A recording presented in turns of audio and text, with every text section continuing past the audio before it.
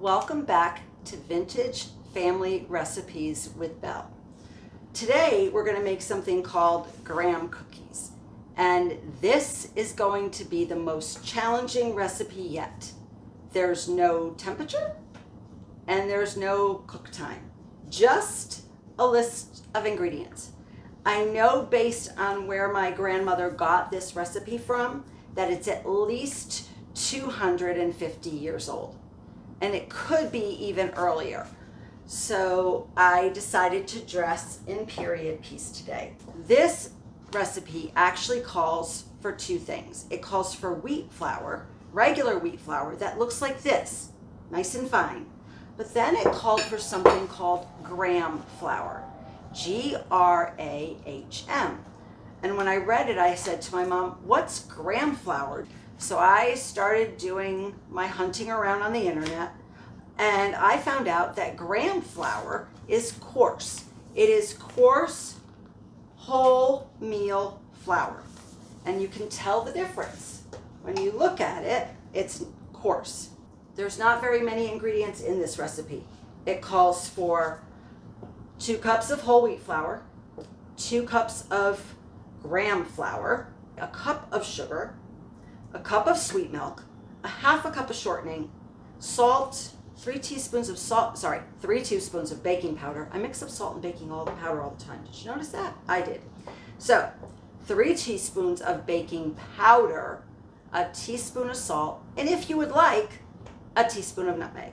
I added the nutmeg. You can't go wrong with nutmeg. I have everything measured, and I now am going to add the shortening and the sugar and cream those 2 things together first. She doesn't say that in the recipe, but based on what I know about recipes, I'm going to do this step first.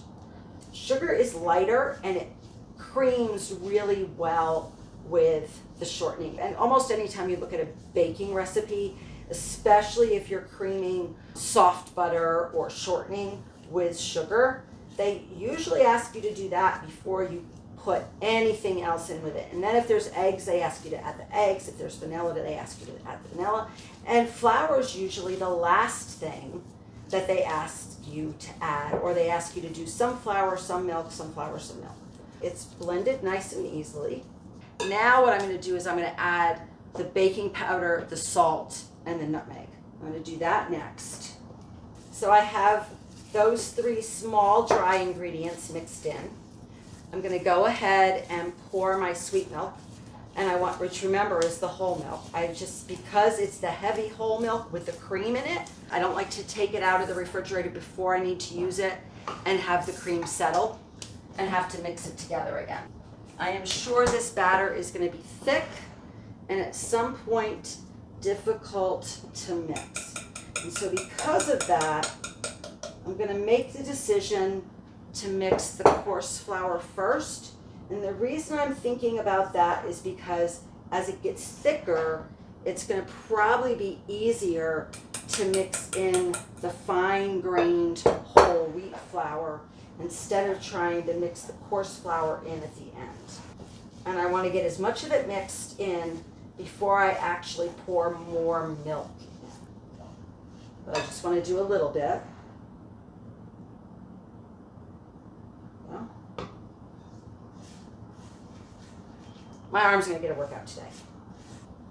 And because of the type of flour mixed in this, I'm not even going to attempt to make this gluten-free for myself because I just am not sure that I could get that kind of consistency with modern gluten-free flours.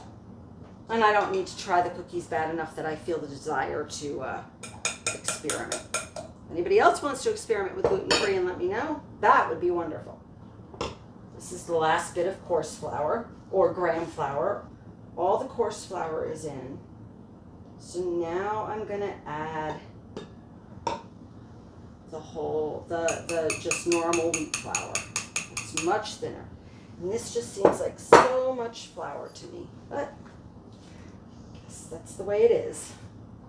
If I were going to mix this up in a stand mixer, I think I might actually use a dough hook. Guess I need to alter my apron. That's not a lot of milk for all this flour. I do have a double oven, and so I am going to put some of the cookies in at 325, and I'm going to put some of the cookies in at 350. And then we'll see. Grandmother, are you sure I'm supposed to use 4 cups of flour? She's not alive anymore, so I can't ask her. You know what? I'm going to take off my rings, and I am going to actually do some of this with my hands. And then I'll go back to the spatula, but I think this is just so thick. All right, I am going to make the executive decision to add a little bit more milk. Not much, just a little bit. I'm going to do not even a quarter of a cup. I'll do like 1/8. Oh yeah. Now I think it'll mix together the rest of the way. There is still flour that's not even mixed in at all yet. Not even close to being mixed in. I don't want to deviate too far from the recipe, but I am thinking if I were to make this again, I might actually add a tablespoon of molasses. I think it would keep the taste consistent, but I also think it would give it just that extra little bit of moisture that it doesn't seem to have with all of this flour. It's still very, very chunky. And you can't even tell that I put extra milk in. So I don't think that's going to have altered it at all in its taste or anything. Because you can see I still have flour in the bottom of the bowl that's not even worked in yet at all. The struggle's real today, folks. Struggle is real. Okay. I think this is as good as it's going to get. I use baking stones for my cookie sheets. Got my spoon, and I'm taking just a nice little chunk of it, and I'm rolling it into a ball, and I'm going to put it on the cookie sheet because I'm not really sure what it's supposed to look like. I don't know if they're supposed to be flat, they're supposed to be round, how big they are. Yeah, none of that. I'm going to make these round, and I'm going to put them in the 350 oven. And then I'm going to make on the other cookie sheet, I'm going to smush them, and I'm going to put that in the 325 oven. And we'll see if there's a difference in consistency, in taste. Smushy, smushy. After discussing with my producer, I am going to do some round and some flat on each sheet, because we won't know if I do them on 2 separate sheets, 2 different temperatures. We won't know what really caused the change. Was it the flatness, the roundness, the temperature? So this way, we'll have a better idea. Okay, let me get these out of the way while I grab the next sheet. And I do want to put them in at the same time. That's why I'm not putting these in yet, because I want to be able to have them on the same timer, and that's just easier to do if they both go in the oven at the same time. Okay. All right. Let's go ahead and get these in the oven. Because I'm paranoid, I am literally going to check these every 5 minutes. These are the cookies from the oven at 350, and they cooked for 15 minutes. These are the cookies that cooked at 325 for 15 minutes. I think these are actually going to be the better ones because I like the way they look better and the way they felt when I pushed down on them. They don't feel as hard as the others. But I'm going to let them cool for a few minutes, and then we're going to check. My taste testers are going to have to be brave today. I'm kind of glad I can't have gluten. I'm a little bit afraid. Here is taste tester number 1. I'm not sure if number 2 will be here in time to be a second taste tester. Which one was which? This was the 350, 325. Okay.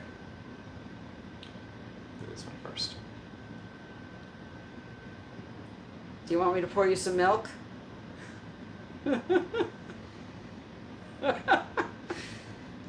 Bad, huh?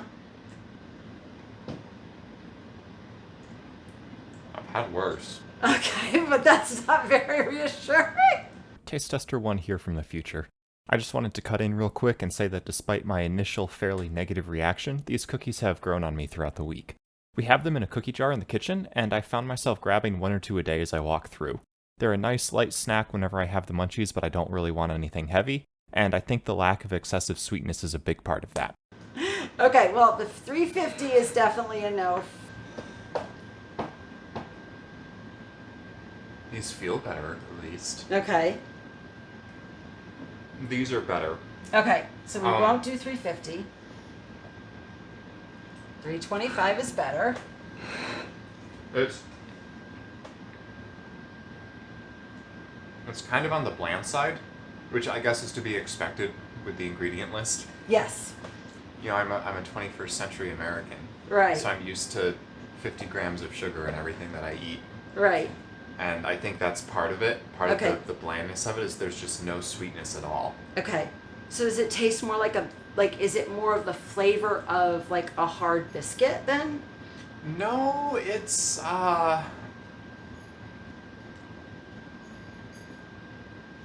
What do they smell like? actually it does kind of taste like a graham cracker. Does it? I wonder if graham crackers got their name because they were originally made from graham flour. We'll have to look that up. Quick side note, I did decide to look up if graham flour and graham crackers have anything to do with each other, and they do. I love Google. A Reverend Sylvester Grahm created graham flour, and then he went on to create graham crackers using his graham flour. He actually was one of the first people to advocate a healthy lifestyle and a vegetarian diet. What made those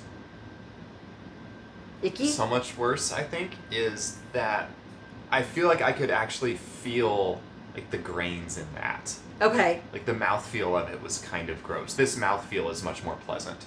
I wonder if they would taste better with just a little bit of molasses or a few chocolate chips on top. Maybe. The 21st century thing with more sugar. I mean, I'll eat the rest of these. These, but not the Yeah. 350. Well, it tastes good. It's a little bland. See, that's what I said he too. said, that they were bland. If it had like cinnamon or something, it'd be. It has nutmeg, Not, but only if you wanted it. According to the recipe, the nutmeg is not necessary. Did you put nutmeg in? Yes, I did. Probably double it. Okay. Your choice to try them or not. If you do, please leave a comment. If you try adding molasses or chocolate chips, let me know as well. I'd love to hear from you. Please hit like if you liked this video. Leave a comment. I'll answer your comment. I love the comments I've received so far. And if you're really liking these videos, please hit subscribe. And join us next time on Vintage Family Recipes with Belle.